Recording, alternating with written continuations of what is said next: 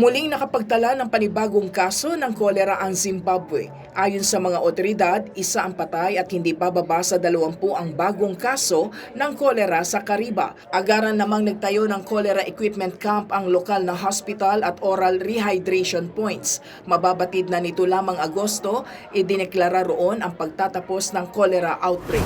Nagkitang muli sina US President-elect Donald Trump at ang kanyang longtime rival na si President Joe Biden sa White House. Ito'y alinsunod sa traditional visit kung saan inimbitahan ng kasalukuyang presidente ang bagong naihalal na Pangulo para pag-usapan ang mangyayaring transfer of power. Kaugnay niyan, binigyang diin ni Biden at Trump ang kahalagahan ng pagkakaroon ng kapayapaan sa pagitan ng dalawang kampo. Samantala, nakapagtalaga ng karagdagang miyembro ng kabinete si US President-elect Trump.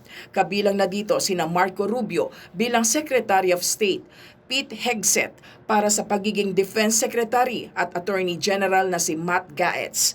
Gayon din sina Mike Waltz bilang National Security Advisor at sina Elon Musk at Vivek Ramaswamy na mga ngasiwa ng bagong Department of Government Efficiency ng Amerika. Naglabas ang Thailand ng official team song para sa super cute na baby hippo na si Mudeng.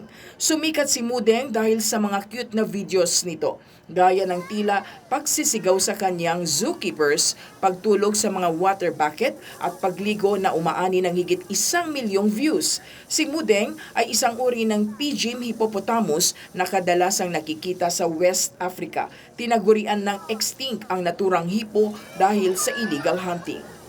Joy Salamatin para sa Pambansang TV sa Bagong Pilipinas.